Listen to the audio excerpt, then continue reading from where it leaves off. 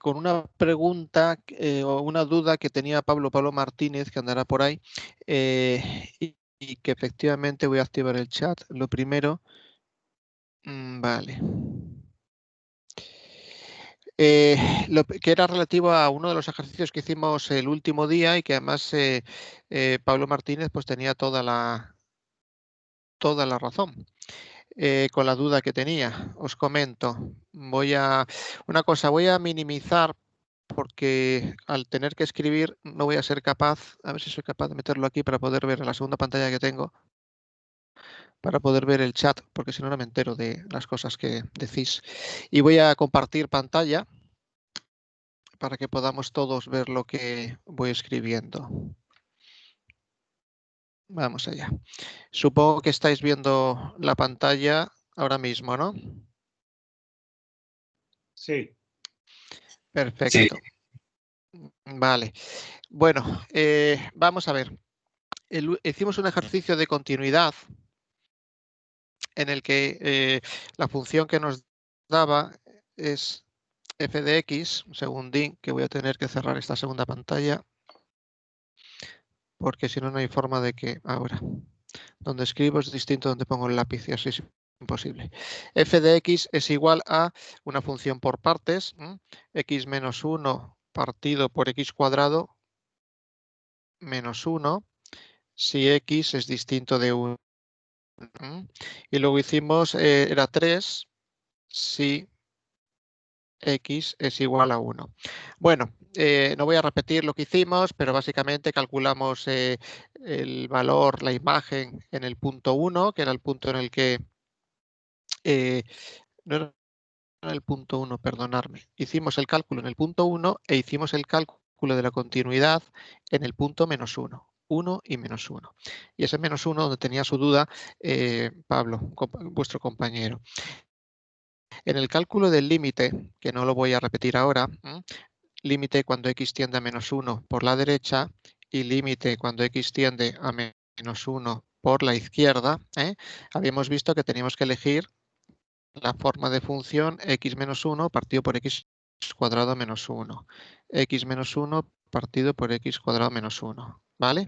Y entonces, cuando tendía a menos 1 por la derecha y cuando tendía a 1 por la izquierda, veíamos que en ambos casos nos daba infinito. En un caso nos daba más infinito y en otro caso nos daba menos infinito. Y habíamos dicho, yo había dicho que la discontinuidad que presentaba en este punto era una discontinuidad esencial. En x menos 1 era una discontinuidad esencial. Correcto. Discontinuidad esencial. Y a la hora de clasificarlas, yo lo había clasificado de salto infinito, que es como vuestro texto, ese que está en 3 volúmenes, lo clasifica y el texto anterior se quedan ahí, pero efectivamente, tal y como comentaba Pablo, en el texto vuestro, en el nuevo, que es el que vamos a seguir, clasifica esta discontinuidad esencial como una discontinuidad asintótica, ¿vale? Asintótica. Por tanto, hacer esa corrección respecto a lo que os comenté en la pasada clase, porque tal y como indica la definición de discontinuidad asintótica, esta se produce cuando los límites por la derecha y por la izquierda tienden a infinito. ¿Vale? Bien. Y es el criterio que vamos a seguir. No vamos a seguir el de los 3 tomos, ni vamos a seguir el del texto del año pasado, sino vamos a seguir este criterio. ¿Vale? Es una forma un poco exagerada de clasificar las discontinuidades, pero bueno, normalmente no se llega, simplemente se habla de esencial, de salto finito, de salto infinito, pero vamos, llegarlo hasta asintótica no se suele hacer. Pero vuestro texto lo hace y así lo hacemos y así lo corregimos y así dejamos constancia de ello.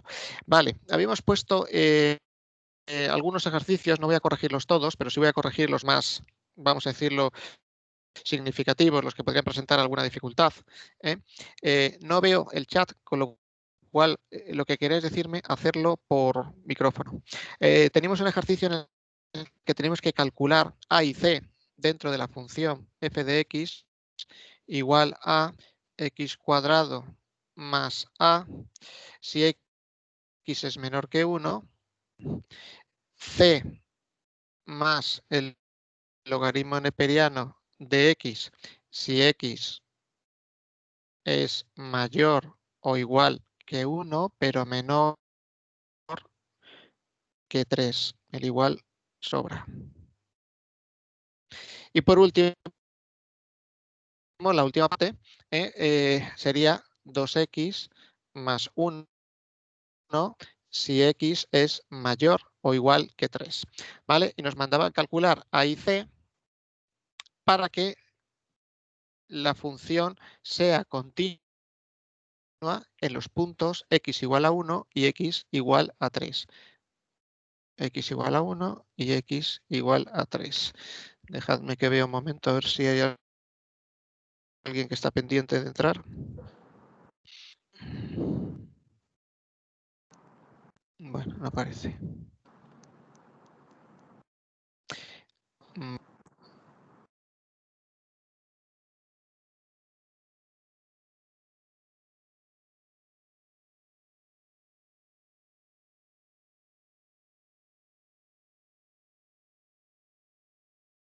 Estos ejercicios entonces se hacen exactamente igual.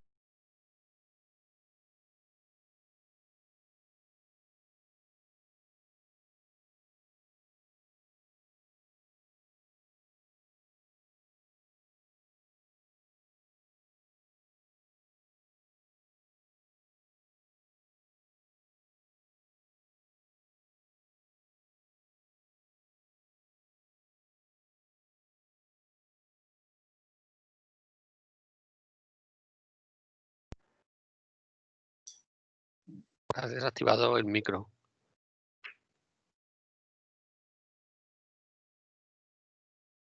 ¿Se me oye ahora? Sí, ahora sí que se te oye, Jaime. Sí, ahora sí. Hace un rato no. Vale, es que alguien me pasó lo mismo que la clase pasada, no sé quién, supongo que por accidente me había desactivado el micro. Si todavía no tiempo a aburrirse. Bueno, vamos a continuar.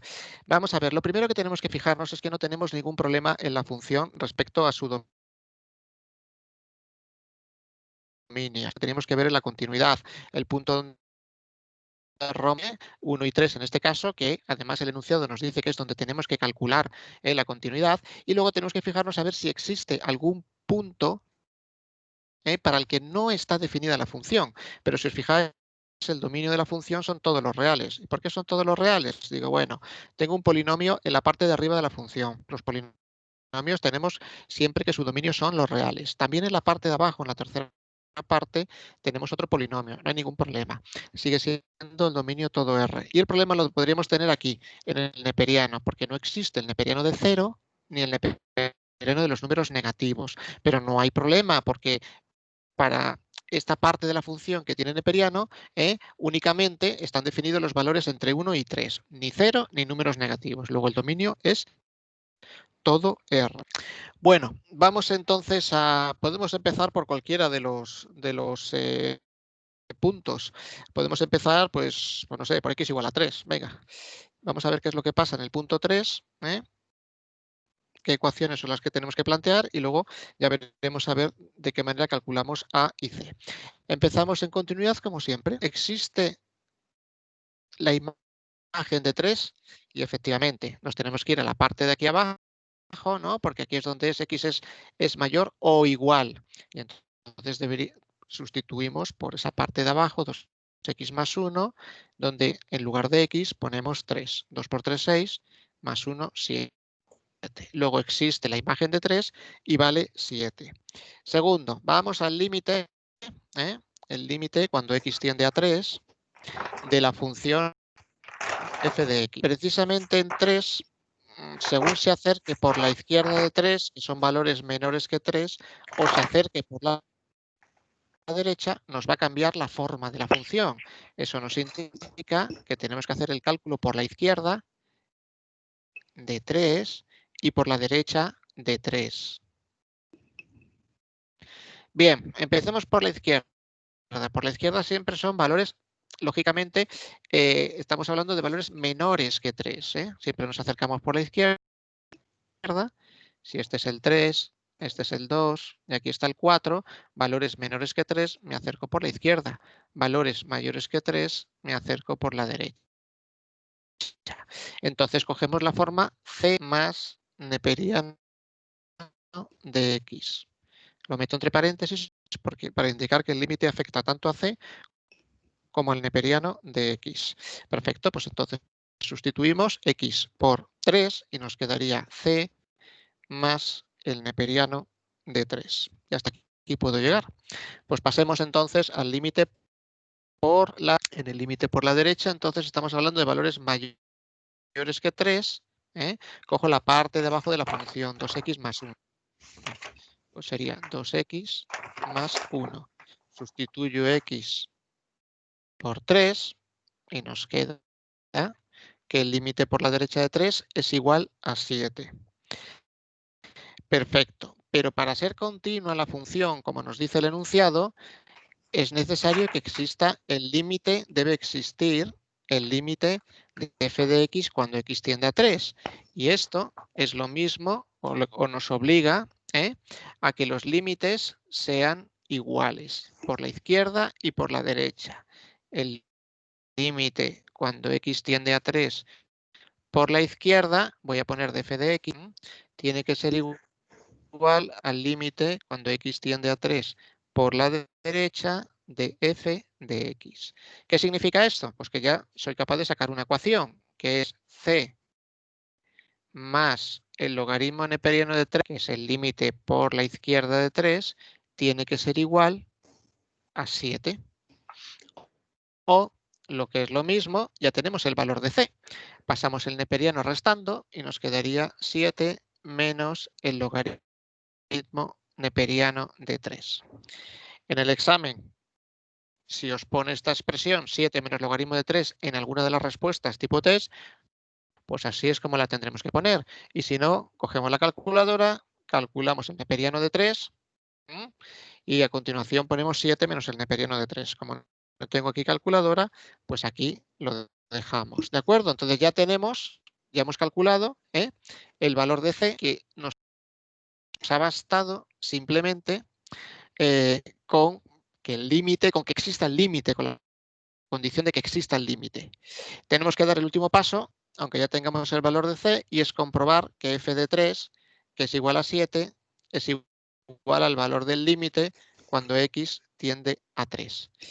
Y el límite cuando x tiende a 3, evidentemente tiene que ser igual a 7, tal y como eso hemos calculado el valor de C para que C más neperiano de 3 sea igual a 7, es decir, para que el límite sea 7. Luego se cumple también esta tercera condición de continuidad y, por tanto, podemos decir que la función f de x es continua en x igual a 3 siempre que c sea igual a 7 menos el logaritmo neperiano de 3. ¿Vale? Yo creo que no tiene tampoco mucha dificultad. Lo único es ver que efectivamente que hay que calcular límite por la izquierda de 3 y por la derecha e igualar ambos. Esta es la máxima dificultad que tiene este primer apartado con x igual a 3. ¿Alguna duda?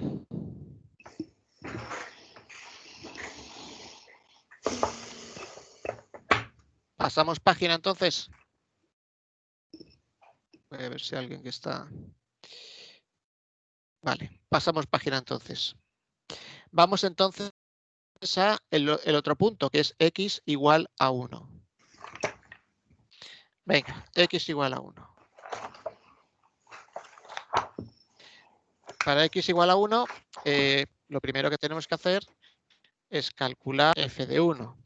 Recordamos, lo pongo aquí, solo voy a poner las dos partes de arriba de la función, que son las que nos importan, x cuadrado más a si x es menor que 1, y la segunda parte, que es c más el logaritmo neperiano de x, si x es mayor o igual que 1, menor o igual que 3.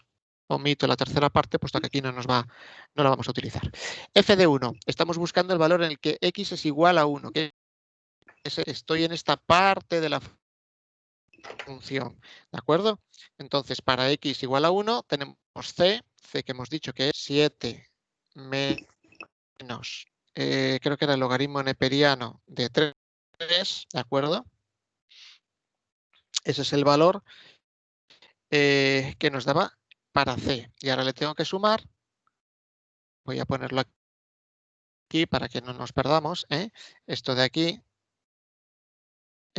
y ahora lo que tenemos que hacer es sumarle el neperiano de x, es decir, el logaritmo neperiano de 1, ¿de acuerdo? ¿Y a qué es igual el logaritmo neperiano de 1? ¿Alguien lo sabe? A 0. Es igual a 0, efectivamente. Luego nos queda 7 menos logaritmo de 3, ¿vale? Bueno, no sé si recordáis cuando nosotros tenemos logaritmo en base a de un número b igual a c. Esta expresión es completamente equivalente, eso se pone con esta flechita de doble sentido, esto significa equivalente, ¿vale? Equivalente. A, ponerlo en forma exponencial. La base, que es A, en sentido contrario de las agujas del reloj, elevado a C es igual a B. Acordaros siempre de eso. Entonces, si tenemos el neperiano de 1, igual a 0. ¿Qué significa eso? El logaritmo neperiano sabemos que la base, que es E, elevado a 0, es igual a 1, ¿vale? Por eso, el neperiano de 1 es igual a 0. Bueno, después de esta pequeña aclaración, que seguro que a alguno le viene bien, pasemos a nuestro límite. Vamos a el límite cuando x tiende a 1 de f de x. De nuevo, como cuando me acerco por la izquierda, valores menores que 1, como cuando me acerco por la derecha, valores mayores que 1, cambia la forma de la función, estoy obligado a calcular el límite por la izquierda de 1 y el límite por la derecha de 1. Por la izquierda son valores menores que 1, cojo la parte de arriba de la función, x cuadrado más a, y por la derecha son valores mayores que 1, x mayor que 1, luego cojo la parte de abajo de la función, que en nuestro caso en lugar de c recordamos que es 7 menos el logaritmo neperiano de 3 más el logaritmo neperiano de x. Vale, estas son las dos partes de la función. Vamos a por la izquierda. Sustituimos x por 1, x cuadrado más a, y hasta aquí llegamos, hasta 1 más a. Vamos por la derecha, sustituimos x por 1, siempre el método de sustitución, acordaros, más neperiano de 1. Sabemos que el neperiano de 1, lo pongo aquí abajo, es 0, nos quedaría 7 menos el logaritmo neperiano de 3. De nuevo, para que exista el límite, es necesario que exista el límite por la izquierda, que exista el límite por la derecha y que ambos límites sean iguales. Luego hacemos exactamente lo mismo que en el caso anterior. A ver si borro esto para que no nos coma todo el espacio. Esta goma es un poco pequeñita. Bueno, vamos allá. Entonces, tiene que ser el límite por la izquierda de 1 de la función f de x igual al límite por la derecha de 1 de la función f de x. Por la izquierda es 1 más a, por la derecha es 7 menos el logaritmo neperiano de 3. Si despejamos a, nos quedará 7 menos 1 menos el neperiano de 3, es decir, 6 menos el logaritmo neperiano de 3. Y en ese momento ya tenemos entonces el valor de a para que exista el límite y por tanto para que la función sea continua en el punto x igual a 1. Vosotros ya termináis el punto tercero, que es comprobar que f de 1 tiene el mismo valor que el límite de la función en el punto x igual a 1. Bien, pues ese era uno de los ejercicios que teníamos pendiente. No sé si tenéis alguna duda con este ejercicio. continuamos hacia adelante. Bueno, pues continuamos entonces hacia adelante. Habíamos puesto algunos ejercicios de asíntotas, ¿vale? Estos ejercicios de asíntotas los corregiremos luego. Vamos a dar un poquito de teoría y no me voy a meter todavía en la parte de derivada, pero lo que sí que voy a hacer es daros un par de teoremas de los que puede caer algún problema. Vamos allá. Vamos a dar concretamente los dos teoremas que son más importantes en continuidad. Es el teorema de Bolzano. En vuestro libro nuevo lo tenéis en la página 189. Y lo vamos a explicar sencillamente vamos a dar la definición y lo vamos a explicar. Nos dice que sea una función f de x continua en el intervalo cerrado AB. De tal forma, o tal que resulta que la imagen de A es mayor que 0 y la imagen de B es menor que 0. ¿De acuerdo? Se puede dar eso o se puede dar el otro caso. Me da exactamente igual. Podríamos poner también que f de A es menor que 0 y que f de B es mayor que 0. Sería exactamente lo mismo el teorema Bolzano. No hay ningún problema. ¿De acuerdo? Bueno, pues entonces, punto. Nos dice que entonces existe un punto C que pertenece al intervalo abierto AB tal que la imagen de C es 0. Bueno, teorema de Bolzano es muy sencillito. Teorema de Bolzano lo que nos dice es lo siguiente. Vamos a verlo gráficamente. Eje X, eje Y. Yo tengo una función. Voy a pintarla, pues yo qué sé, por ejemplo, esta función, ¿vale? Este es, vamos a llamar este punto A. ¿De acuerdo? Este es el punto A. Voy a llamar a este punto B. Este es el punto B. Por tanto, esta es la imagen de B. Arriba tenemos la imagen de A. F de A. Y la función es continua. Como podéis ver, no hay ningún salto, la puedo trazar sin levantar el lápiz del papel. Y se cumple que f de A es mayor que 0. Aquí tenemos f de A en la parte positiva del eje de las X y que f de B es menor que 0. Entonces nos dice que existe un punto C que está comprendido, lo tenemos aquí, y B, ¿vale? Un punto excluidos A y B, porque es, ¿de acuerdo? Es intervalo abierto. Es un punto interior del intervalo. Ese punto C, evidentemente en este caso, es este, cuya imagen, f de C, la tenemos aquí. Este sería f de C, es igual a 0. Está clarísimo. Si la función es continua en un intervalo y un extremo del intervalo es positivo y el otro es negativo, pues si es continua obligatoriamente pasa por el punto 0. Eso es todo lo que nos dice el teorema de Bolzano. El teorema de Bolzano, bueno, pues da lugar se utiliza bastante y luego da lugar también a diferentes tipos de problema. Pero el teorema de Bolzano se generaliza en lo que se llama el teorema del valor medio, que es donde antes, en los exámenes tipo test, caía algún ejercicio.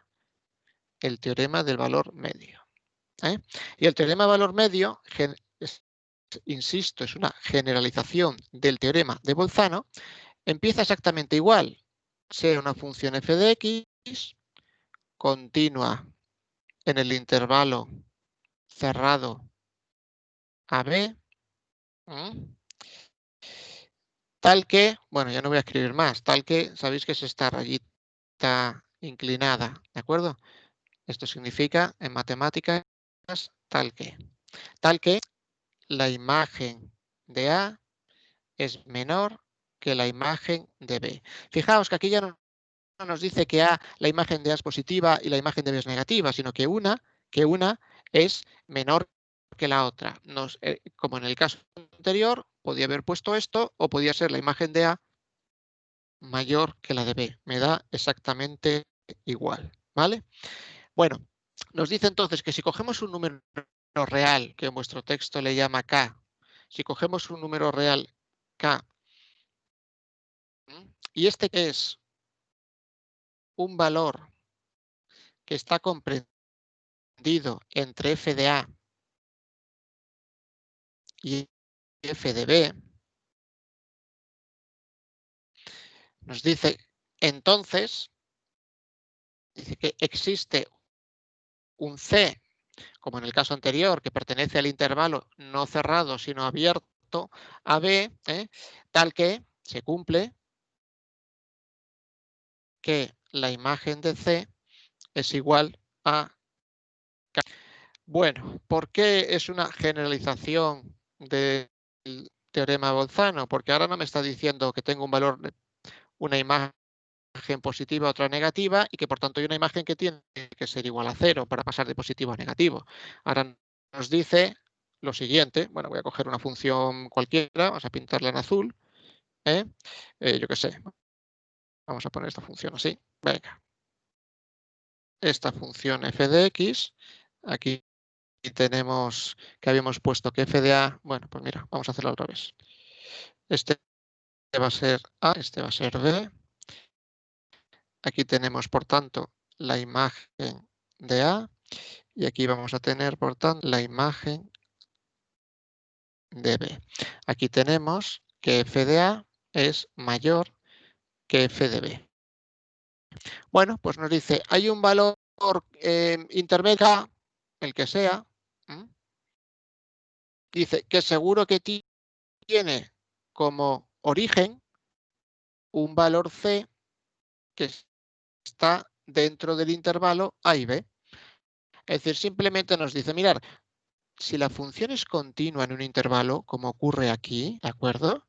Dice, y un extremo es mayor que el otro, me da igual qué extremo sea, dice, pues seguro que todas las imágenes que vas a encontrar entre f de A y f de B tienen sus orígenes dentro del intervalo AB, porque la función es continua. Eso es simplemente lo que nos dice, ¿vale? No tiene, yo creo que mucho misterio, se comprende fácilmente.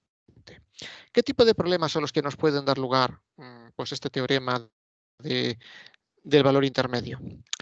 Pues problemas como estos, pensado ahí unos problemillas para ponerlos, os pongo, hacemos uno y os pongo otro para que hagáis vosotros. Venga, vamos a hacer el siguiente.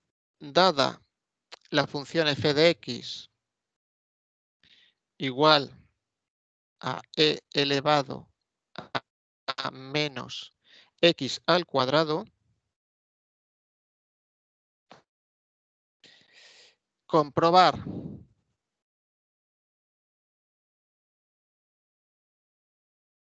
que existe un número real C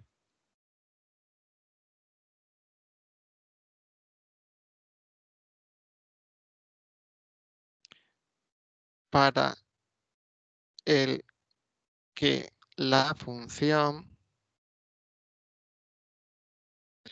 toma el valor 1/2.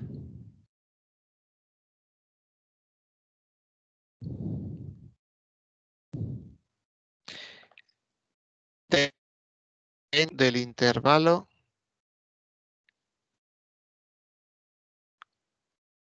0, 1.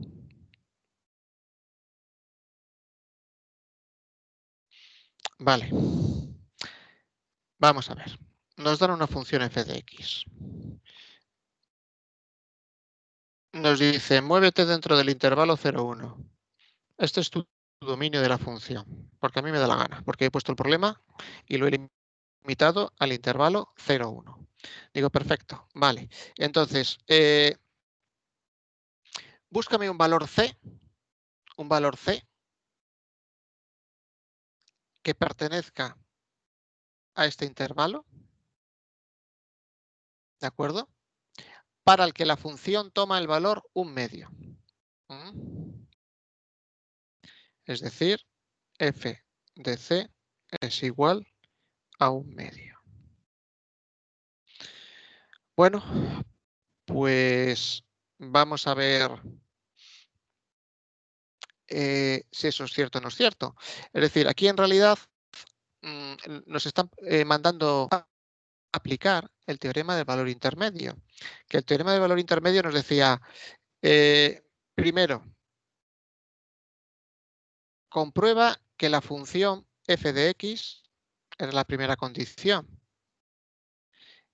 es continua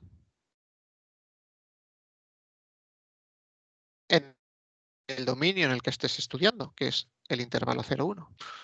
Bueno, y evidentemente elevado a menos x cuadrado es continua en ese intervalo, ¿de acuerdo?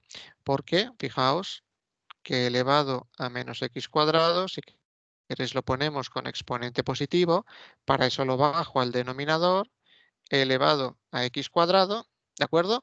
Y entonces únicamente no estaría definido o no entraría en el dominio de definición aquellas x que anulasen el denominador. ¿Y qué x nos van a anular el denominador? ¿Se os ocurre alguna x que anulase el denominador?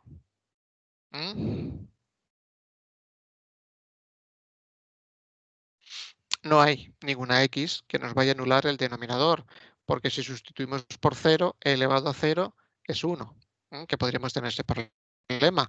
Luego eso significa que efectivamente f de x es continua en el intervalo 0,1, que era la primera comprobación que teníamos que hacer. La segunda comprobación o el segundo punto que teníamos que comprobar, ¿de acuerdo? Es que nosotros vamos a tener unas imágenes de los extremos del intervalo que una sea mayor que la otra, ¿de acuerdo? Pues vamos a ello. Vamos a calcular f de 0 y f de 1. F de 0 sería igual a e elevado a menos 0 al cuadrado, que sería igual a e elevado a 0, que es igual a 1 partido por 1 y sería igual a 1. En el caso de f de 1, bueno, pues sería similar, e elevado a menos 1 al cuadrado, que será igual a 1 partido por, que aquí en el denominador es positivo. Si lo bajo al denominador, ya le he cambiado el signo, más que positivo, se lo voy a quitar. Y aquí lo mismo, me sobra el signo. Es negativo, pero si lo bajo al denominador es positivo. Cuidado, que ahí me he confundido yo al ponerlo. Bueno, el caso es que nos quedaría 1 partido por e. Luego tenemos entonces dos extremos, f de 0 y f de 1, en el que f de 0 es mayor que f de 1. Entonces, según el valor, según el teorema, os lo pongo aquí, según el teorema de valor intermedio, f de x toma todos los valores comprendidos entre f de 0, que es 1, y f de 1, que es 1 partido por e. Todos los valores comprendidos entre 1 y 1 partido por e, según el teorema de valor intermedio, los toma, ¿de acuerdo? Y por tanto, sí que toma el valor 1/2, ya que 1/2 está comprendido entre 1 y 1 partido por e. Concretamente, un medio es mayor que 1 partido por e, pero menor que 1. E ya sabéis que es 2,7. Luego 1 partido 2,7281. 1 partido por 2,7 es menor que un medio. ¿De acuerdo? Que es lo que nos preguntaban. ¿De acuerdo? ¿Alguna duda con esto?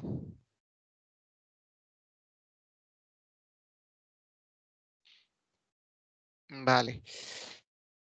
Pues entonces vais a hacer el siguiente ejercicio que es similar, que es equivalente, que nos dice lo siguiente. Dada la función f de x igual a 1, una fracción, 1 partido por 1 más x al cuadrado. Bueno, nos pregunta, ¿existe algún punto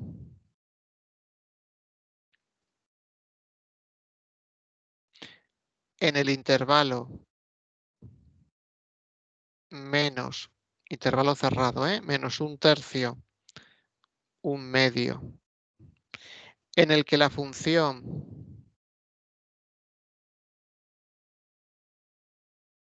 tome el valor 1?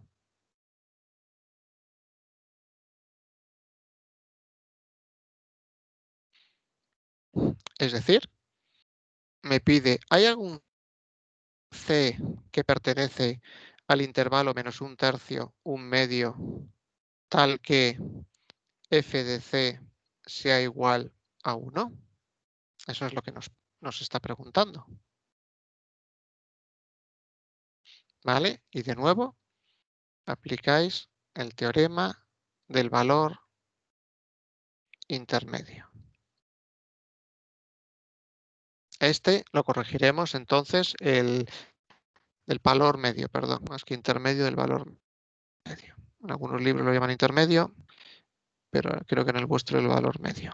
En otros lo llaman de los valores intermedios, en otro del valor intermedio, en fin, pero bueno, eso es lo de menos. Vale, bueno, pues con esto cerramos ya lo que sería este tema de continuidad. Os voy a enviar, por cierto, hoy he recibido el correo en el que se ha formado el grupo, he metido la documentación que dejé colgada, por si alguno no la pudo por lo que sea recibir, y entonces ahora ya una vez que terminamos este tema, lo que os voy a entregar es unas hojas que ya os comenté cuáles eran, ¿no? Que eran de las aplicaciones económicas de los límites.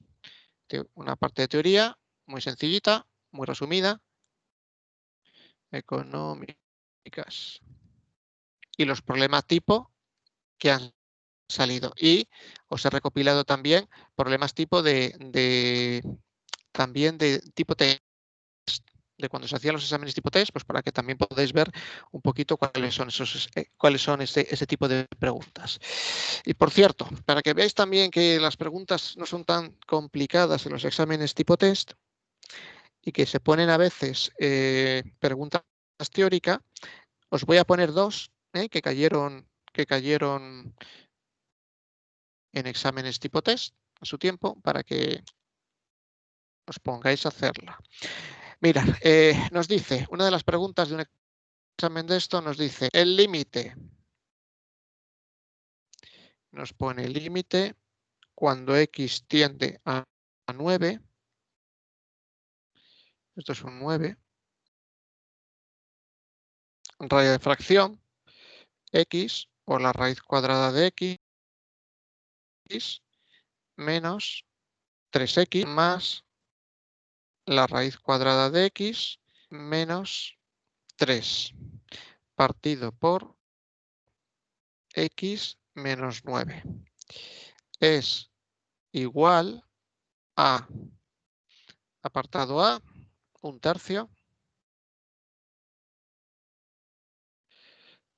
apartado B, 2 raíz de 3 partido por 3.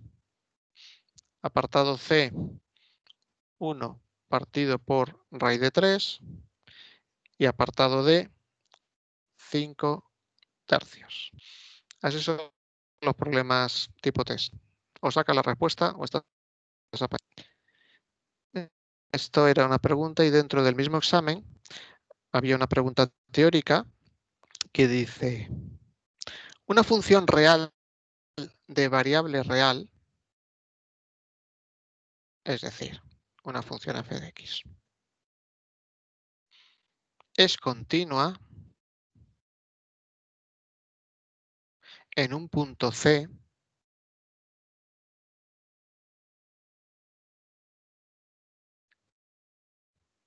de su dominio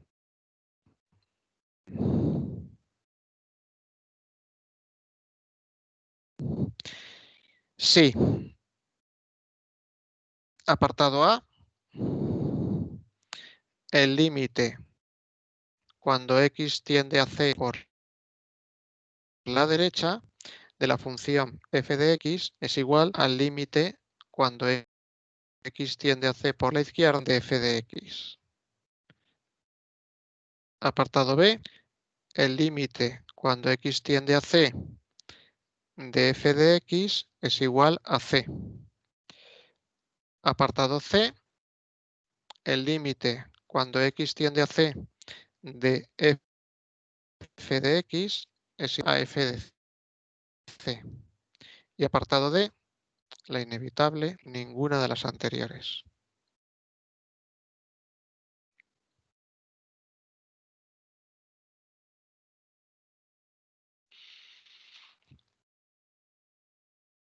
Bueno, pues esta la vamos a hacer ahora. Venga, alguien que me dé cuál sería la respuesta. Yo creo que la C, ¿no? La C, ¿por qué la C? Porque la imagen del punto C va a coincidir con la existencia del límite de la función cuando x tiende a C. Con lo cual ahí compruebo que existe la imagen, que tenemos límite y que además los dos coinciden. Perfecto, efectivamente.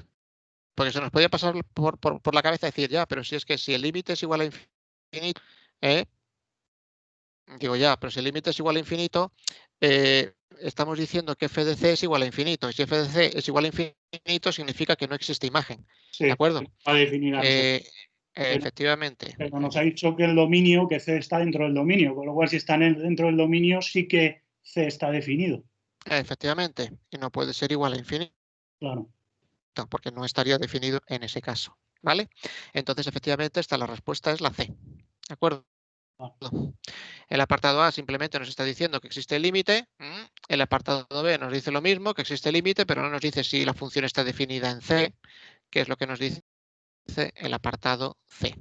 Perfecto, muy bien. Bueno, pues esto es un ejemplo de una pregunta teórica que se puede poner. ¿Vale? Vamos. Vamos a empezar entonces ya con el tema siguiente tema, que es el de derivadas, que es el de derivación. Perdona, Jaime, ¿te puedo hacer una pregunta? Un segundito. Sí, por supuesto. Con respecto a lo del correo que te han mandado, la lista esta, yo no he recibido nada. No sé, es que me ha dejado un poco... A lo mejor es que no estabas en el No, correo. sí, no lo sé. Yo desde luego no he recibido nada. Pues os he reenviado.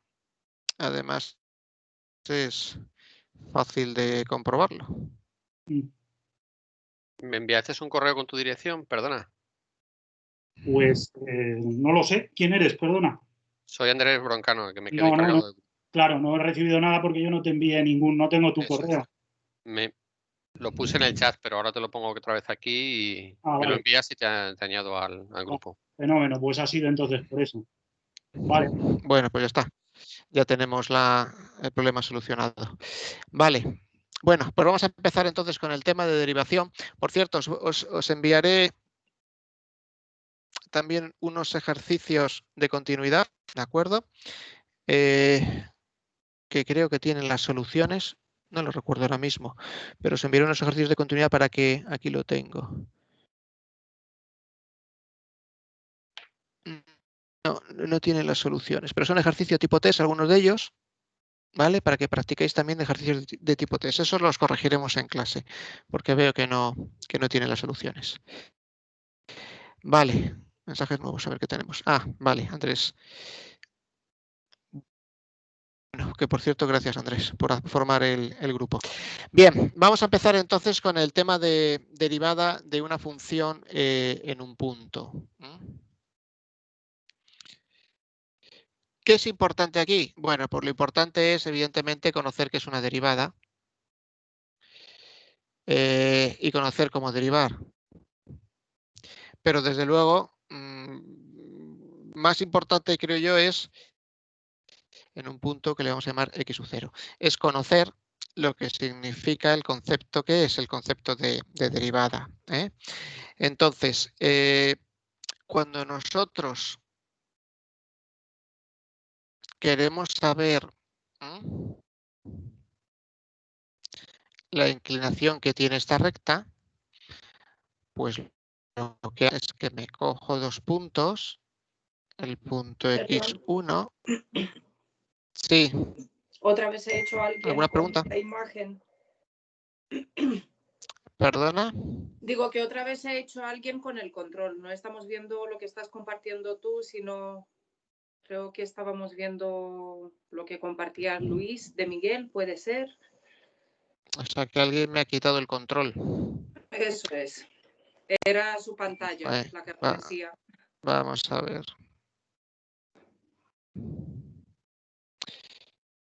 Sí, perdonad, ha sido por error, disculpad. Vale, no me pasa nada. ¿Veis ahora la pantalla mía o no? No se ve nada. No. No, aún no. No se ve. Vamos a ver. Ahora, ¿lo veis o no? ¿Se ve algo o no se ve nada?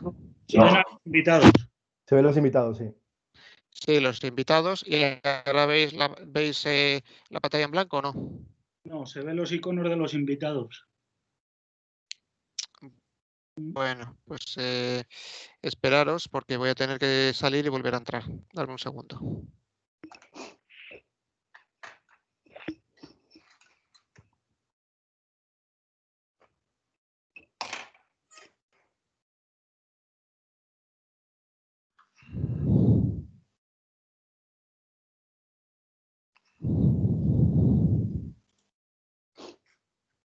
Vale, ¿ahora lo veis? Sí, ahora sí que se ve. Se ve, sí, gracias. Perfecto. Pues vamos ahí. Ya. Bueno, estamos hablando de cómo calcular cuál es la inclinación que tiene una recta. ¿Alguien sabe cómo se llama la inclinación que tiene una recta? Lo primero, sabemos que la inclinación siempre se calcula respecto a la horizontal, ¿vale? Y la inclinación sería... La tangente. No se llama tangente. Este angulito, que le he llamado alfa, lo inclinado que está... ¿Cómo se llama lo inclinado que está una carretera? La pendiente. La pendiente. Eso sí, efectivamente, eso es la pendiente. Eso es la pendiente, ¿vale? Bueno, pues vamos a calcular la pendiente, y la pendiente siempre es lo que va, es esto, lo que varía las imágenes, las I's, las Y, respecto a lo que varían las X. Es decir, esta distancia de aquí a aquí, de aquí a aquí, siempre es la cantidad última, x2, menos la primera, ¿vale? Y se pone como incremento de x. Y esta distancia aquí, pues sería la cantidad última de x2 menos la primera. Y eso le llamamos incremento de f. Entonces, una pendiente siempre es la variación de las imágenes, de las y, respecto a lo que varían las x. O sea, esto si lo ponemos desarrollado es f de x2 menos f de x1 partido por x2 menos x1. Esa es la pendiente, ¿vale? Y así es como se calculan todas las pendientes, con rectas, ¿vale? ¿Lo tenemos claro? Mirad, os he preparado aquí, a ver si lo encuentro, aquí. Un pequeño... ¿Puedo borrar esto? ¿Borramos esto o no?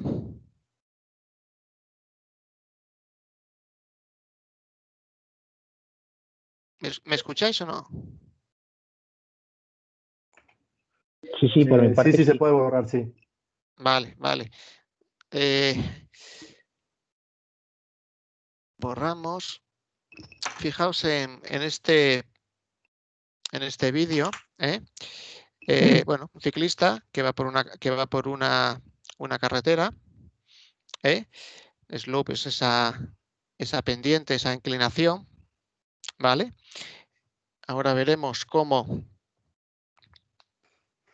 fijaos en el ciclista por una carretera, esta carretera es una recta.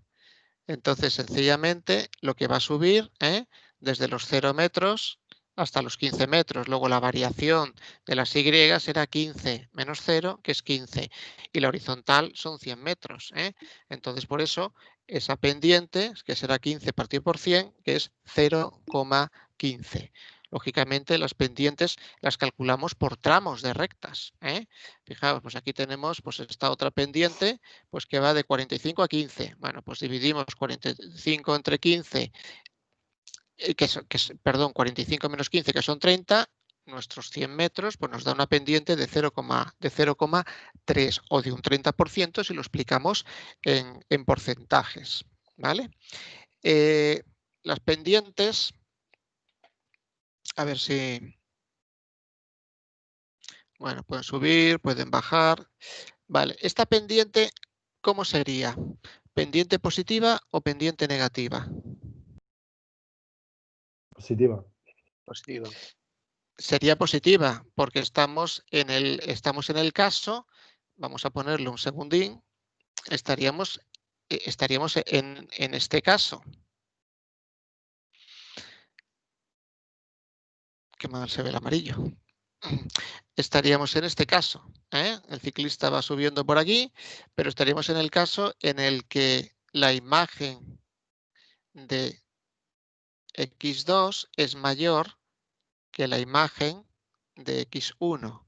Esto es f de X2, esto es f de X1, por tanto la pendiente siempre es f de X2 menos f de X1, partido por X2 menos X1. Siempre vamos a coger una X2 mayor y una X1 menor. Por tanto, la pendiente es positiva porque si f de X2 es mayor que f de X1, esta resta es positiva. Vale, bueno, pues las pendientes, aparte de ser positivas, pues lógicamente, que es este caso, vamos al siguiente caso. En este caso estaríamos hablando de una pendiente de qué tipo. Cero. ¿Qué pasaría con esto? Venga, alguien que se anime. Nula. Pendiente cero, efectivamente. Estamos hablando de una pendiente cero que estaríamos en la situación siguiente. Eje X, eje Y, y ahora nuestra recta estaría así. Por tanto, si yo cojo un X1 y cojo un X2, lo que ocurre sencillamente es que las imágenes X1 y X2 son iguales.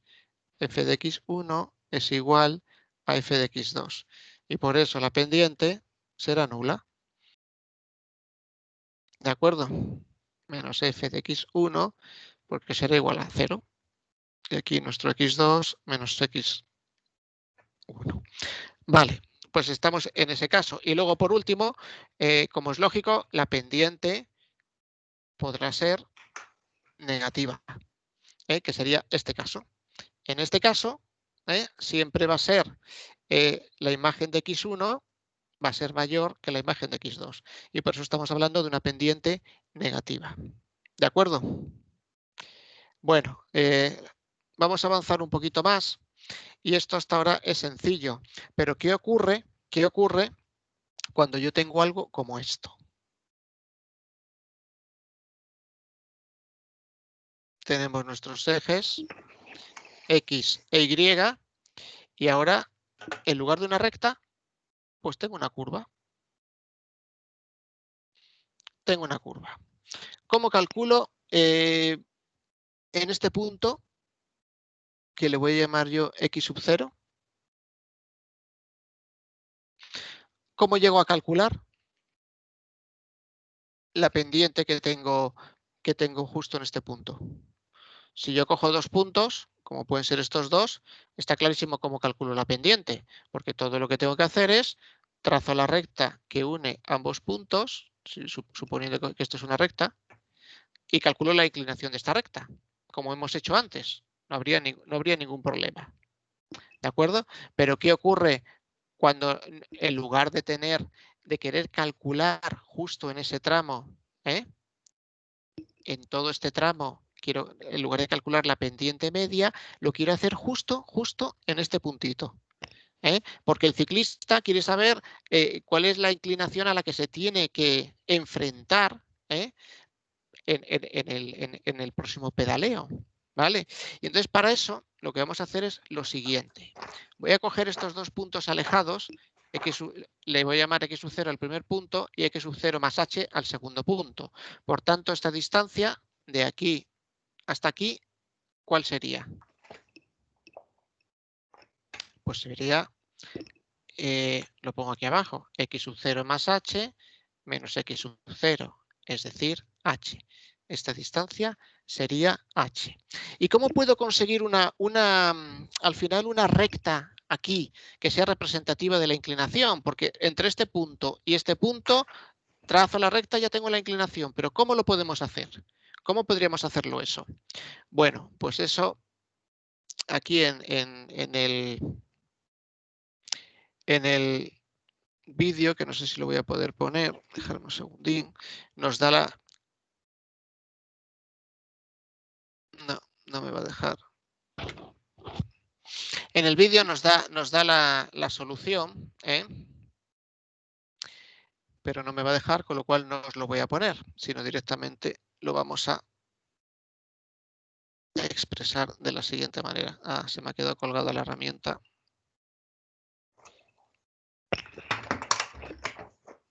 Dejarme un segundín.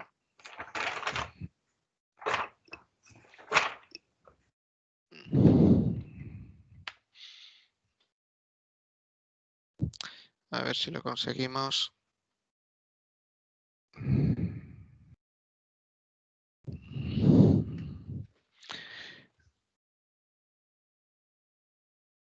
Bueno, me parece que voy a tener que cerrarlo y volverlo a abrir.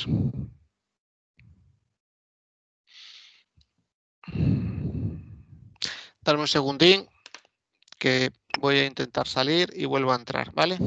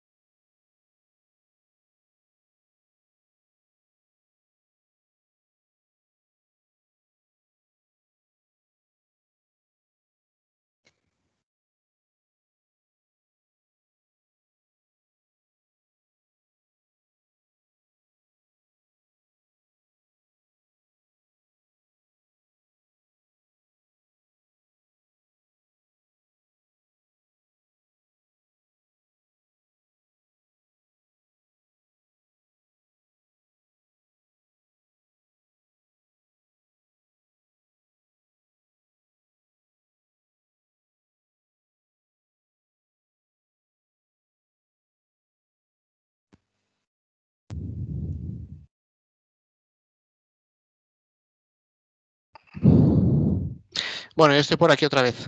¿Me oís bien? Sí, te oigo, sí. Perdonad, Sí. que se ha quedado colgado el programa. Bueno, voy a sencillamente, tenía preparado un vídeo donde se veía muy bien, ya os lo pondré otro día. Ahora simplemente vamos a coger el concepto. Tenemos nuestra función f de x, tenemos este punto, que es el que nosotros vamos a ¿No llamar. estás compartiendo pantalla? Sí, debería estar compartida la pantalla. Déjame que lo... No, no la vemos. Pues No se ve.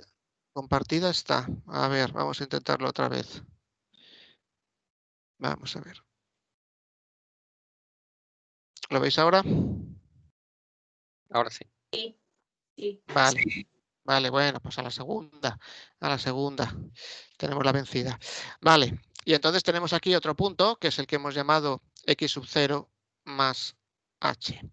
Bien, lo que habíamos dicho es que si queremos calcular en este tramo que le vamos a llamar, que lógicamente es h, el tramo h, es muy fácil calcular la pendiente, porque yo lo que hago es que trazo esta recta y calculo su pendiente. Pero yo quiero calcularla justo en el punto x sub 0.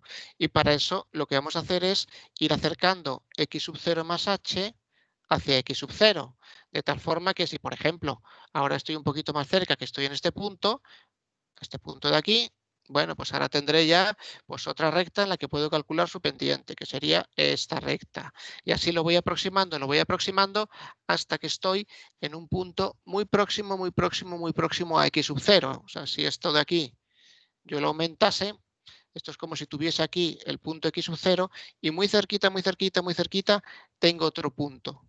Y en estos dos puntos, tomados estos dos puntos, voy a calcular yo su pendiente, que es casi como si estuviese en el punto x sub 0, porque en realidad lo que estoy haciendo es calcular el límite cuando h tiende a 0 de f de x sub 0 más h menos f de x sub 0 partido por h. Es decir, estoy calculando pendientes. Esta es la imagen f de x sub 0. Esta es la imagen f de x sub 0 más h. Y hemos visto que x sub 0 más h menos x sub 0 es h. Luego esta parte de aquí que tenemos es la que utilizábamos para calcular pendientes. La misma, que es lo que llamábamos incremento de f partido por incremento de la x. Pues esto es exactamente lo mismo. Solo que ahora no voy a coger dos puntos que estén muy alejados, sino que los cojo muy cerca. Tan cerca que lo que hago es que esta h la hago tender a 0. Que tienda a 0 significa que este punto x sub 0 más h no está encima de x sub 0, pero prácticamente encima. Y de esa manera puedo calcular yo cualquier inclinación en un punto, porque lo que hago es trazar una recta que pasa por estos dos puntos, aquí la tendríamos, que es, o podríamos decir, que es una recta tangente a la función f de x en el punto x sub 0. Recta tangente a f de x en el punto x sub 0. Y una recta tangente es una recta que solo toca la función en ese punto, nada más que en ese. Si yo lo pusiese así, este es mi punto y mi recta, lo digo porque ahí hemos pintado un montón de rectas, solo toca la función en ese punto. Esto es una recta tangente. Las amarillas son rectas secantes que cortan a la función en dos puntos. Y con esta recta ya puedo calcular la inclinación, ese angulito alfa, ¿de acuerdo? Que no es otra cosa que calcular este límite. El valor de la inclinación es el valor de este límite, ¿de acuerdo? Y así es como calculo las inclinaciones, las variaciones que se producen en un punto de una función. No sé si lo habéis entendido o no lo habéis entendido. Pero, precisamente, y vamos a definir yo, llamamos derivada de f de x en el punto x sub 0 al límite si existe, que no siempre existe, siguiente. Límite cuando h tiende a 0 de f de x sub 0 más h menos f de x sub 0. Y todo ello partido por h. La derivada de una función en un punto se expresa como f' de ese punto, f' de x sub 0. Entonces, ¿qué es una derivada? Pues no es nada más ni nada menos que la variación que tiene la función en ese punto, ¿de acuerdo? Esa variación, ese incremento de f partido por incremento de x, pero justo en ese punto, ¿de acuerdo? Ese es el concepto de derivada. Y lo expresamos como f' de a, que no es la única forma de expresar las derivadas. Esta notación, esta forma de escribirlo, ya solo como curiosidad, es debido al matemático Lagrange. Y es la más utilizada en funciones de una sola variable. En funciones de, bueno, ya lo veremos, de varias variables, pero que también se puede utilizar aquí, se puede utilizar a veces esta notación, la derivada de la función f de x respecto a la variable x, que es la única que tenemos, en el punto x sub 0. Esta es otra notación y esta concretamente es debido al Leibniz. Dos formas de ponerlo. Bueno, pues esta es realmente la forma en la que la definición de derivada, y esta es la forma, la notación que vamos a utilizar habitualmente. ¿De acuerdo? Bueno, también podemos poner la derivada de otra manera. Vamos a pasar página. Y además es la que muchas veces se utiliza, porque ahí tenemos, vamos a llamarlo así, un elemento que es extraño, ¿no? que sería SH.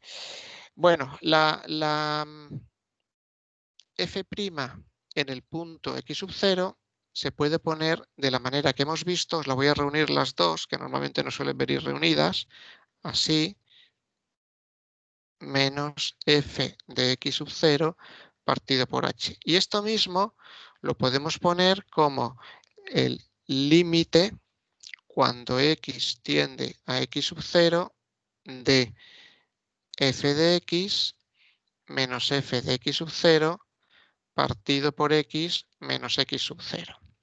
Esta notación, esta de límite, esta forma de expresar el límite, esta segunda manera es más elegante, puesto que no tenemos esa h, sino tenemos lo que nos importa, el punto x sub 0 y el valor x, el punto x que tiene cualquier función. Y esta es la que se suele utilizar más. ¿Cómo hemos pasado de esta a esta otra? ¿Qué es lo que hemos hecho? ¿Qué hemos hecho? ¿Qué paso hemos dado? ¿Alguien lo sabe?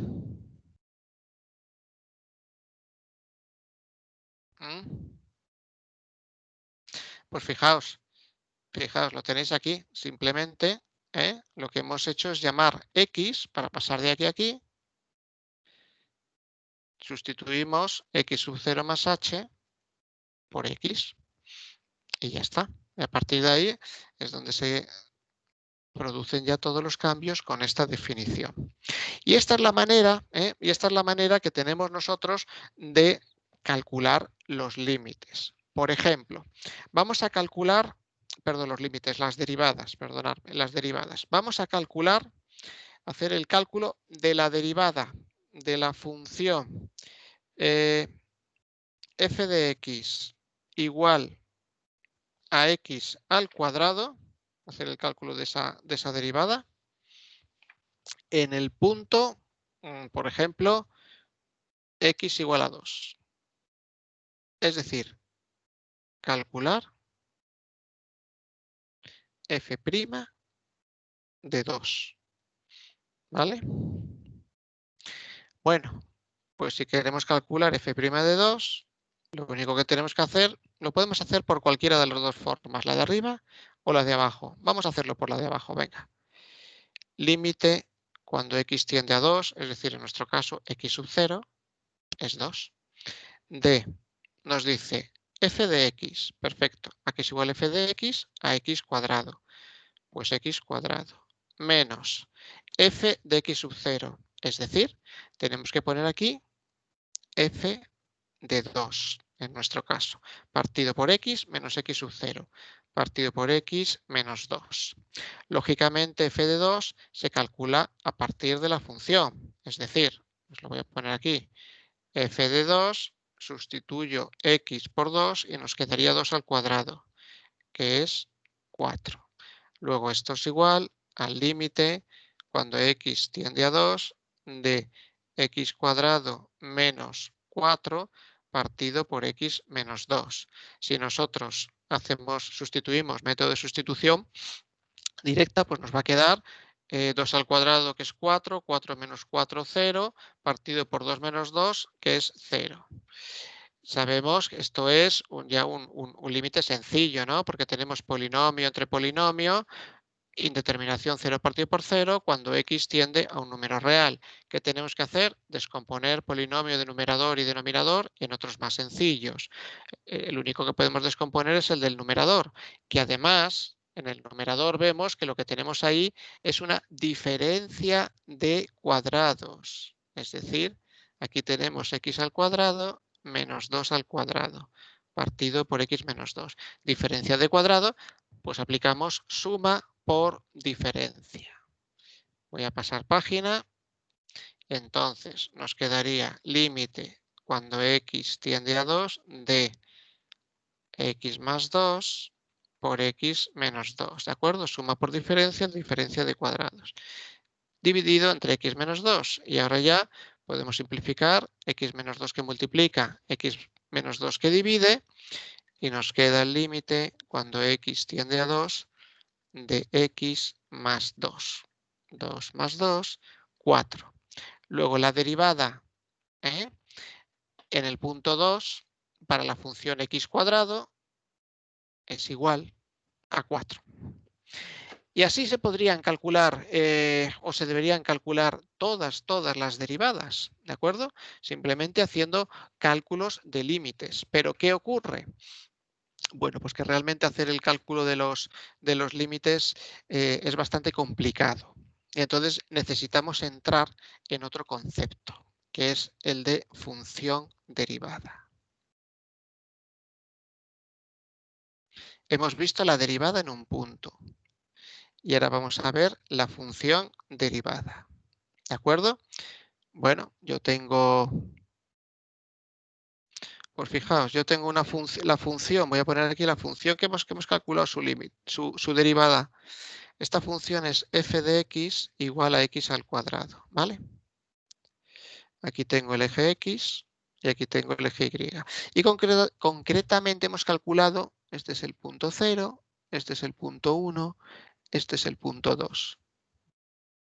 Bueno, hemos calculado la derivada en el punto 2. Eso es lo que hemos hecho como ejercicio. La f' de 2.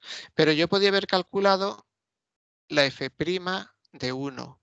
O puedo calcular la f' de 3. O puedo calcular la f' de 4. O la f' de menos 1. O así sucesivamente. Entonces, esto me lleva a pensar que a lo mejor es mucho más eficaz pensar en una nueva función que lo que haga es, para cualquier x de mi función x cuadrada, me dé su derivada. Vamos a llamarle para cualquier x sub 0. Para cualquier punto, para cualquier x sub 0 de mi función f de x igual a x cuadrado, cualquier punto, el 1, el 2, el menos 1, el 4, bueno, pues que me dé su derivada. ¿De acuerdo? Si yo soy capaz de encontrar esa función, que me transforma un punto en su derivada, pues tendría solucionado gran parte de mis problemas. Y esa función es lo que se llama función derivada, que es la que vamos a definir, ¿de acuerdo? Vamos a definirla de una manera sencilla primero. Venga. Llamamos función derivada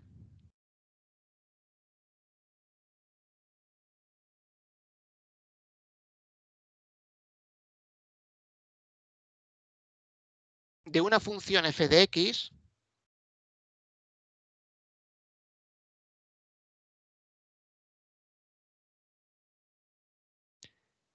a aquella función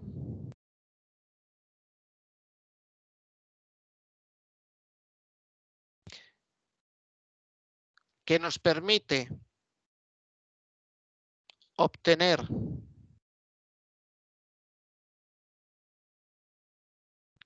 de cada punto de f de x, entre paréntesis, de cada x, su derivada, entre paréntesis, su f' de x. Vamos a ponerle x sub 0 de nuevo. La función derivada se expresa como la función derivada de f de x, de f de x se expresa como f' de x.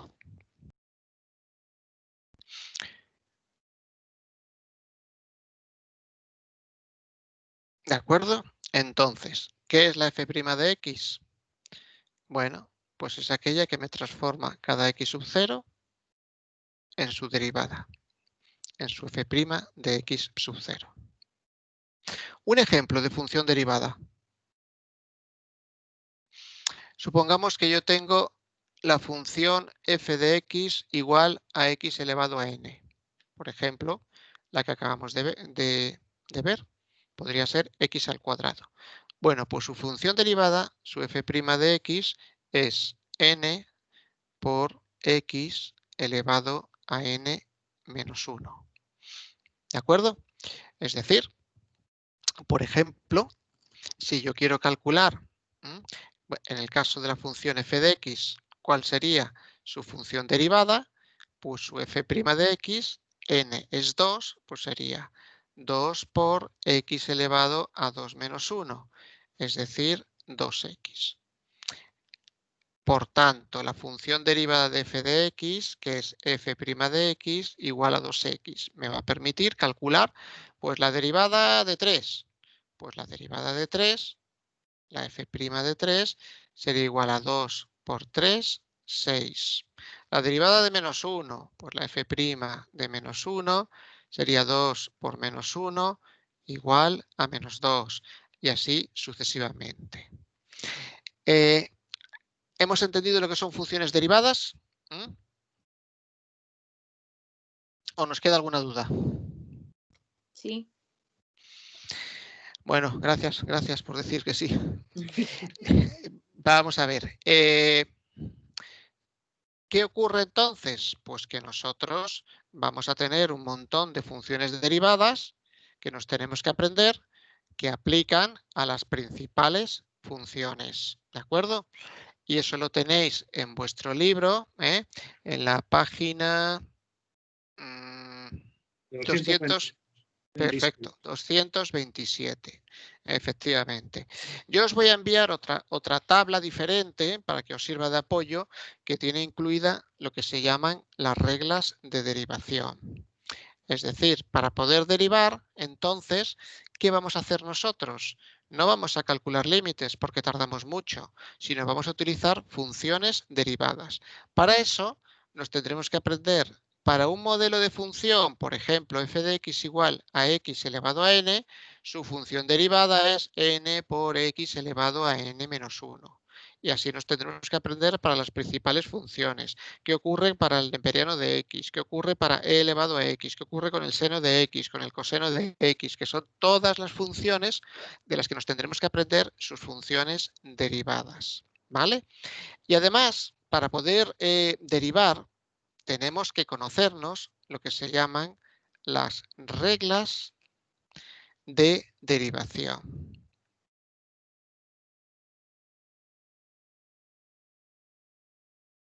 Es imprescindible. Entonces, las reglas de derivación, bueno, nosotros vamos a dar 6. Por ahora daremos 5, pero daremos 6 en total. Primera regla de derivación. ¿Qué ocurre si en lugar de tener una función f, tengo una suma de funciones? Tengo f más g. Bueno, pues la derivada de f más g, que se pone así, con este apóstrofe aquí arriba, este apóstrofe significa la derivada de la suma de las funciones f más g. Pues mira, esta derivada la calculas derivando la función f, derivando la función g y sumándolas. ¿De acuerdo? Luego la derivada de la suma de dos funciones es igual a la suma de las derivadas de esas funciones. ¿De acuerdo? Acordaros entonces que este apóstrofe significa derivada. Esa es la función derivada. Lógicamente, si en lugar de más es menos, pues es equivalente, la regla de derivación. Como todo no podía ser tan fácil, cuando en lugar de tener una suma o una resta tengo un producto, pues esto no es igual al producto de las derivadas de f por g. No, esto es igual a una regla que nos tenemos que aprender y es la derivada de la primera función f por la segunda función sin derivar más la primera función sin derivar por la derivada de la segunda función. Tal cual hay que aprendérsela. Todas estas reglas se demuestran, cosa que no voy a hacer yo porque no tenemos tiempo. ¿Y qué ocurre cuando en lugar de un producto tenemos un cociente? ¿Cómo calculamos la derivada de f partido por g? Pues de nuevo nos aprendemos una formulita que en el numerador es parecido al producto. Derivada de f, derivada del numerador, por denominador sin derivar y ahora en lugar de un más, menos numerador sin derivar por derivada del denominador. Y todo ello partido por el denominador al cuadrado. Cuarta y última. ¿Qué ocurre cuando yo tengo una constante, un número 3, 5, 8, 2,79, le voy a llamar c de constante, multiplicado por una función? ¿Cómo calculo esa derivada? Dice, pues mira, eso es igual a la constante por la derivada de la función. Es decir, es como si sacásemos la constante fuera, ¿no? Que eso no es así, porque esto se demuestra aplicando la regla del producto, pero nos da exactamente igual. Por ejemplo, si la función es, vamos a ver, vamos a empezar por aquí arriba. Si tenemos nosotros una función que es y igual a x al cuadrado más x al cubo. Esto es lo que sería f más g. ¿Cómo calculo su derivada? Que la pongo como y'. Dice, bueno, pues tienes que derivar la primera, lo voy a poner por primera vez, y última, derivada de la primera más derivada de la segunda. ¿Y cómo derivamos x cuadrado? Bueno, pues hemos aprendido cuál es la función derivada. Si nosotros tenemos, vuelvo a ponerlo, f de x igual a x elevado a n, su derivada, su f', es el exponente por x elevado al exponente menos 1. Eso significa, x cuadrado, su exponente es 2, pues el exponente por x elevado al exponente menos 1, 2 menos 1, más, ahora derivamos x al cubo, pues será el exponente por x elevado al exponente menos 1. Es decir, esto es igual a 2 por x elevado a 1 más 3 por x elevado al cuadrado. Y esta sería la derivada de x cuadrado más x cubo. aplicando la regla de derivación correspondiente a la suma.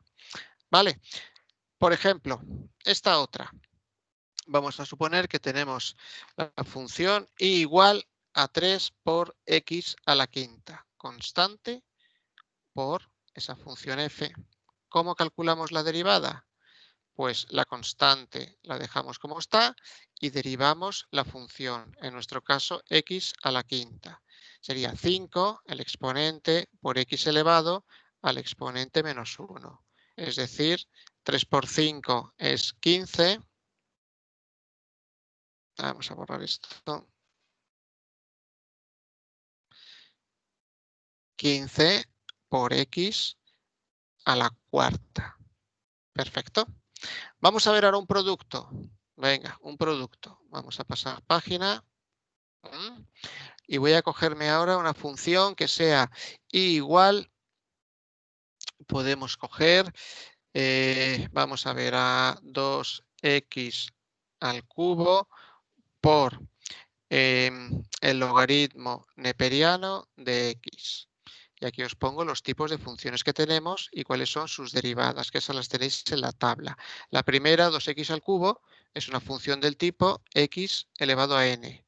Por tanto, su derivada ya la sabemos de memoria, n por x elevado a n menos 1. La otra función es neperiano de x y su derivada es, su y', 1 partido por x. Se aprende uno así y se acabó. Por tanto, y recordar que f por g, su derivada es derivada de la primera por segundo sin derivar más primero sin derivar por derivada de la segunda.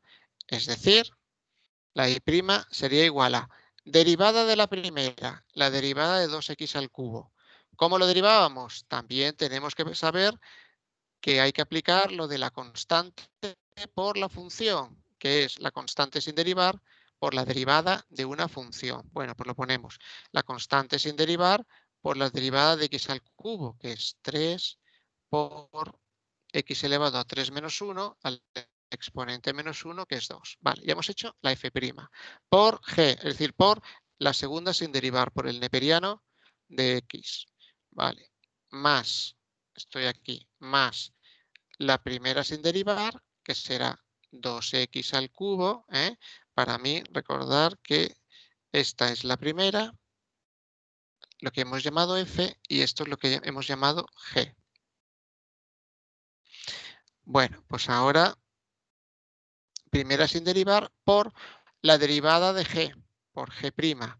La derivada de g, si nos vamos a nuestra tabla, veremos que la derivada del neperiano de x es 1 partido por x. Pues 1 partido por x.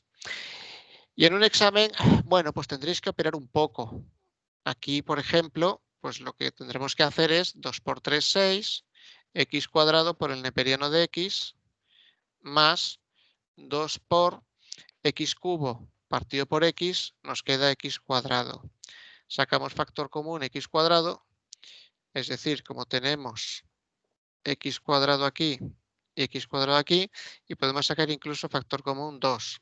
Tenemos 2 aquí y 6 es 3 por 2. Luego lo podemos sacar factor común y nos quedaría 2 por x cuadrado que multiplica a, si hemos en el primer sumando hemos quitado 2x cuadrado, nos quedará 3 por el neperiano de x, más en el segundo sumando hemos quitado 2x cuadrado, pues nos quedará únicamente 1. Y esta será la respuesta que nos dé el examen, que como va a ser tipo test, pues probablemente tengamos que llegar hasta el final.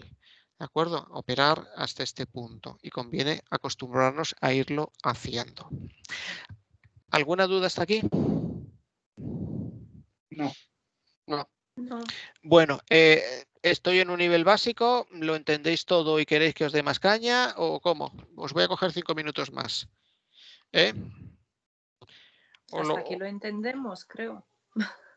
Vale, vale. Bueno, vamos a hacer una última cosa. Para que podáis hacer ejercicios vosotros, hasta hartaros, hasta hartaros la próxima semana. Vamos a ver. Hemos estado en funciones que se llaman simples. Os voy a explicar algo que muchas veces en las tablas de derivadas nos explican. Las funciones pueden ser simples o compuestas. Vamos a poner un ejemplo. Una función simple es x elevado a n. Una función compuesta es f de x elevado a n. Es decir, un ejemplo de función simple es x elevado al cubo. Y una función compuesta podría ser x cuadrado más x más 5 elevado al cubo.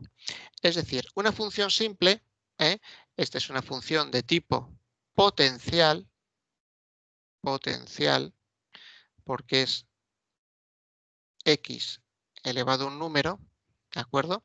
Pues una simple, la base siempre va a ser x, mientras que en una compuesta, la base, que la expreso como f de x, va a ser algo más que x, una función en x, por ejemplo, x cuadrado más x más 5. Esto es una función compuesta, ¿vale?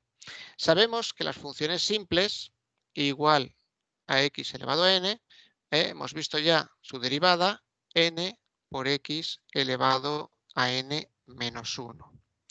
Pero en una función compuesta, que es del tipo igual a f de x elevado a n, hay que dar un pasito más en la derivada.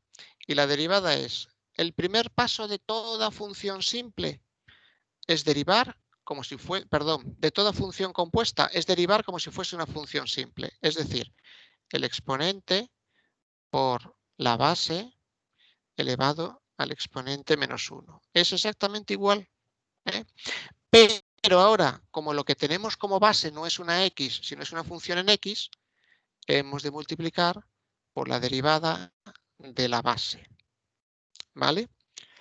Esto es lo que se llama la regla de la cadena, que lo vais a tener que aplicar siempre. Y esta regla de la cadena va a ser nuestra sexta regla de derivación. ¿Qué me dice la regla de la cadena? Me dice, mira, si tú tienes una función que no es simple, una función compuesta, que eso lo expreso de esta manera, en lugar de tener g de x, tengo g de f de x. Y quieres calcular su derivada, voy a ponérselo aquí metido entre corchetes para que no lo diferenciamos bien, tienes que hacer lo siguiente. Deriva tu función g como si fuese una función simple, tal y como hemos hecho aquí, g' de f de x. Pero luego a continuación siempre tendrás que multiplicar por f' de x. ¿De acuerdo?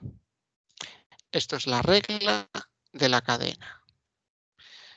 La regla de la cadena lo que me dice entonces es que deriva como si fuese una función simple y luego vas a tener que multiplicar siempre por f' de x. ¿Vale? Por ejemplo, vamos a hacer un ejemplo y con ello terminamos. Si la función es x cuadrado más x más 3 elevado al cubo, ¿cuál será su y'? Decimos bien, pues deriva es una función de tipo potencial. ¿De acuerdo? Es decir, una función en x elevado a un número, a un exponente. Deriva como si fuese una función potencial simple. Es decir, el exponente por la base elevado al exponente menos 1. Pero ahora tendrás que multiplicar como no tienes una x de base, sino tienes una función en x, esto es lo que hemos llamado f de x en la fórmula anterior, pues tienes que multiplicar por f' de x, por la derivada de la base. Es decir, tenemos sumas y restas. Para calcular la derivada de la base, de lo que tengo dentro del trazo verde, tendré que derivar la primera más la derivada de la segunda menos la derivada de la tercera. Perfecto, son funciones potenciales. Entonces, vamos a empezar a derivar. Derivada de x cuadrado. Venga, alguien que me eche una mano. Derivada de x cuadrado. 2x. 2x, perfecto. Más, Uno. esto no lo sabéis Efectivamente, cuando la función es x, su derivada es 1. Esto no lo aprendemos.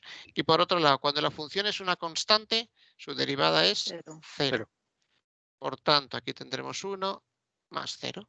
Es decir, 3 por x cuadrado más x menos 3 elevado al cuadrado por 2x más 1. Esa será la derivada. Y esta sí que me la dejarán así. Es decir, yo aquí no tengo que estar este cuadrado desarrollarlo, multiplicar. No. Así es como se suele dejar siempre.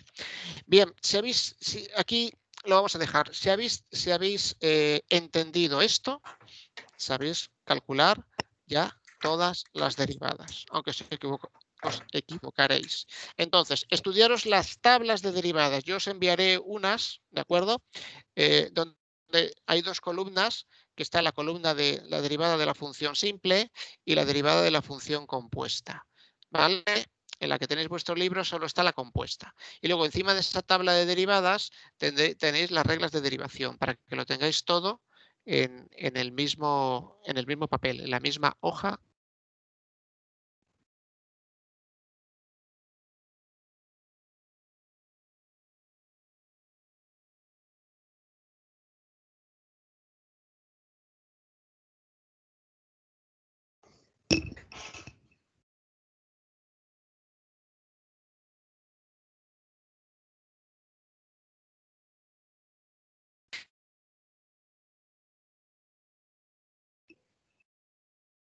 ¿No se oye o solo soy yo?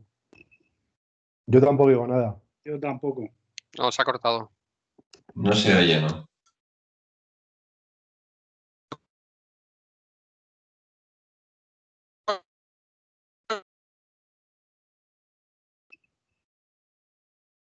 Perdona, Andrés, aprovecho para comentarte que yo tampoco estoy en el grupo, entonces te voy a mandar un correo electrónico con mi dirección para que me incluyas, ¿vale? Perfecto, no os preocupéis. ¿Me oís o no? Ahora sí. ¿O no tenéis? Ahora sí. Ahora sí. Bueno, no sé por qué, pero está ya. Vale, bueno, lo que os decía, vamos a poner el fondo blanco. Entonces, solo después de hacer los ejercicios que yo os voy a enviar, solo vais a hacer los de la página 256, el ejercicio 1, que es una cosa sorprendente, pero en el libro no tenéis más ejercicios de derivada que este 1. Y este 1 ya es, como quien dice, la guinda del pastel. Es decir, después de que he aprendido a derivar, es cuando puedo hacer ese ejercicio 1. Entonces, no intentéis hacerlo hasta que hagáis los que yo os envío. ¿De acuerdo? Estos ejercicios los corregiremos entonces el lunes. Estos ejercicios de derivadas. ¿Vale? ¿La página 256 del libro o de lo que nos vas a enviar tú? No, del libro. Ah, vale. Vale. Oye, Vale, Jaime, solo ese ejercicio. No. Vale. Preguntas, dudas, venga. nada, que veo que lo han puesto también en el chat. Yo he apuntado aquí con la regla de la cadena 6 reglas de derivación y has dicho que eran 6. 6 reglas de derivación, efectivamente. Ya las hemos dado. Hemos dado la regla de la suma, la del producto, la del cociente, hemos dado la de la constante. Y nos falta una. Hemos dado sí, pero esa una os la he dado, tenéis razón, pero os la he dado en la suma, es suma y resta, que os la he puesto en el mismo, como una sola regla, ¿vale? O sea, están dadas todos, porque vosotros no dais la de la inversa, con lo cual esa no la voy a tocar. ¿Vale? Pues ya está, gracias. Bueno, nos vemos el lunes, buen fin de semana. Gracias. Gracias, igualmente. Oye, ¿alguien me puede explicar lo que se va? ¿Alguien me